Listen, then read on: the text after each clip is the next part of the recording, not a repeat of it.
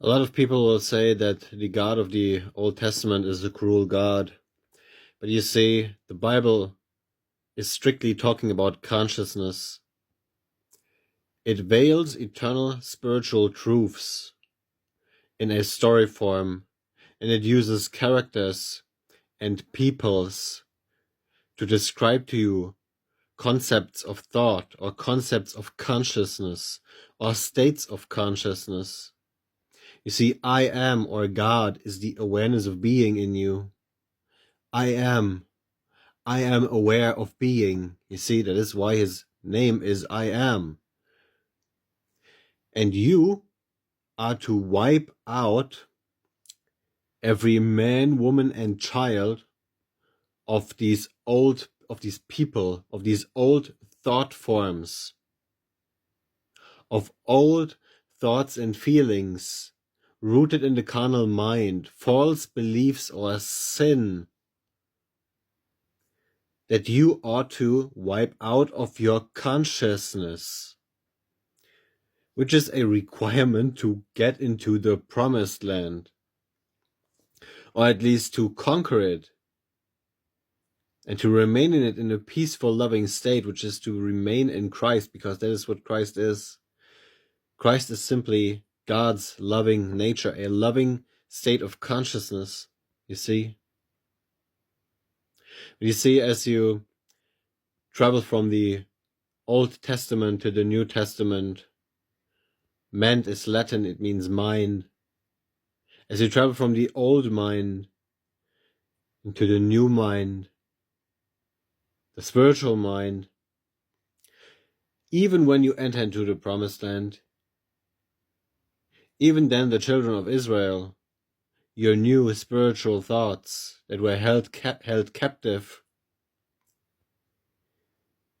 in Egypt, in the lower body consciousness of sensuality, and were freed from the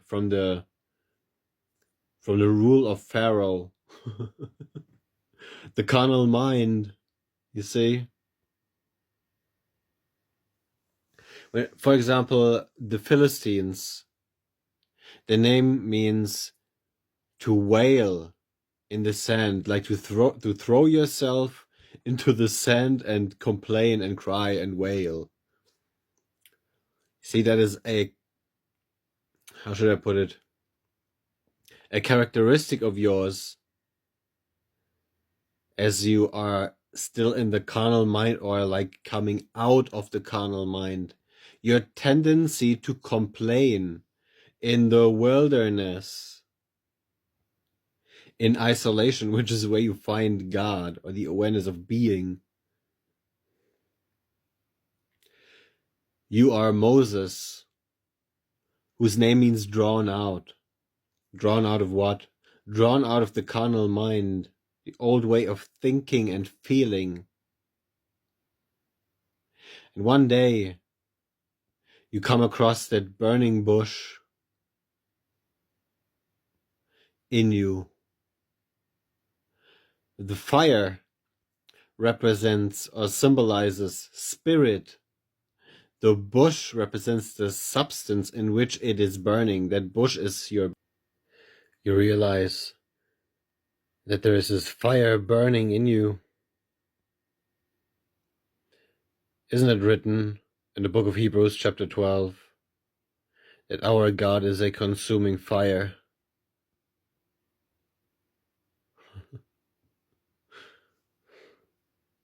See, God is love, right?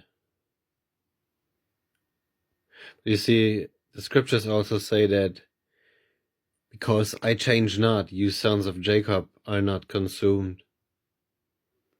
In the book of Malachi chapter 3, see, so God could easily consume us. That fire that is in us, that spirit, that breath, that consciousness, that life, being, the awareness of being in us is God. And through it, reality is formed. We co-create our reality through I am, through the awareness of being. Whatever we are aware of being, be it fearful or loving, it is drawn into our life. Whatever it is, even if it's fearful. Job found that out in the book of Job, chapter 3, verse 25, where he says, "The thing that I greatly feared came upon me." You see, your attention is like a magnet. It's your currency, actually. You see, whatever you put your attention onto, be it good or evil, you attract it, you create it. That is why it says in the book of Isaiah, chapter 45, verse 7, and in the book of Amos, chapter 3, verse 6, that God creates good and evil, light and darkness. The awareness of being in you creates good and evil, light and darkness. You have used it for both purposes. Isn't it so? You've used it for good. I am valuable. I am loved. I am peaceful. I am powerful. I am abundance. Do you notice the name of God being used by you every day? I am. See that when you say I am loved, then it means you are thinking and feeling that within yourself and thereby making it real. You see? As a man thinketh in his heart, so is he. So the way that you think and feel about God's name, about the awareness of being, about the loving awareness of being,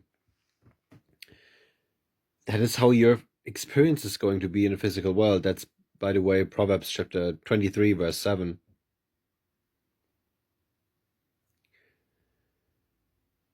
That is why the scriptures tell you in Proverbs chapter 18, verse 21, that the power over life is in the tongue. The power over life and death is in the tongue, in the power of the tongue. That sounds like the power that God has, don't you think? The power over life and death sounds kind of like a significant power to me. I don't know about you. Yeah, that little thing, your wand. You see, you create spells or spelling with your tongue, with that wand. But it's not just this one in your physical mouth, it's also the one in your thoughts and in your feelings, in your husband and your wife, your Adam and your Eve. See, because that's where God is watching.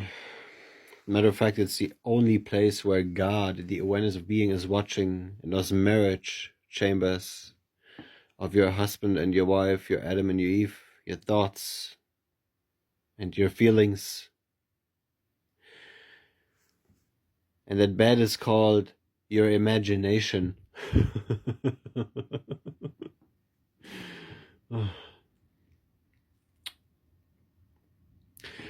Because you see, that is where God is watching. The book of Ezekiel, chapter 8, verse 12. Isn't that where he tells you that he is watching the chambers of imagery up here? He's watching your imaginations.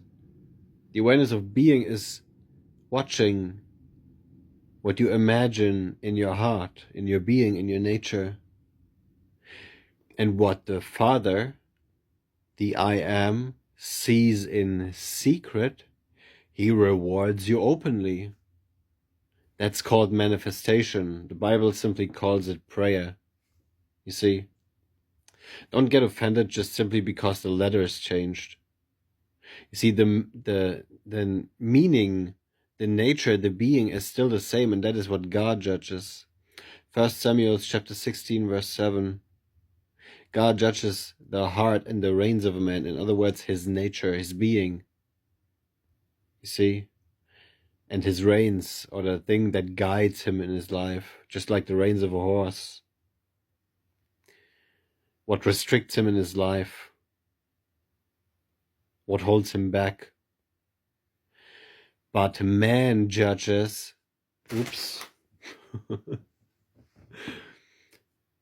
but man judges outward appearance, you see? He judges outward appearance.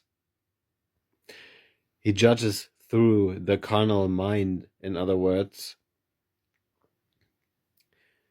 See, the carnal mind, the flesh mind, is the tree of the knowledge of good and evil.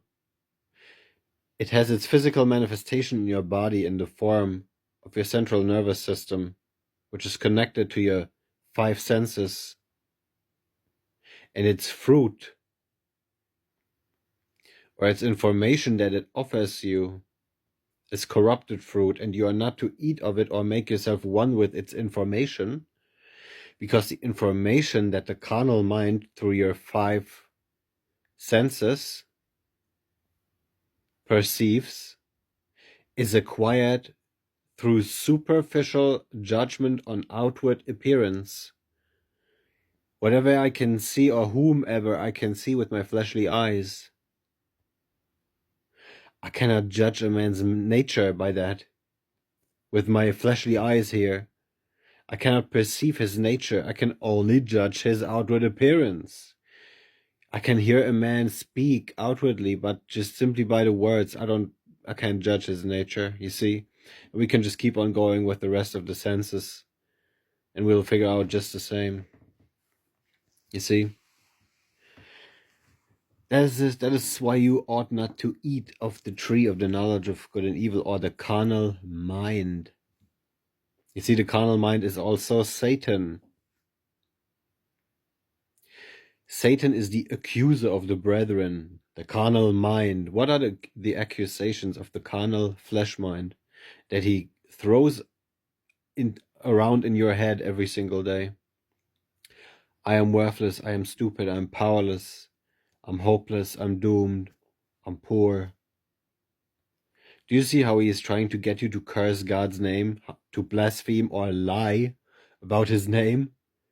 His name is I am, remember? His name means nature, is a loving nature.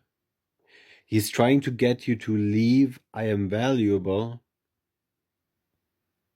You see?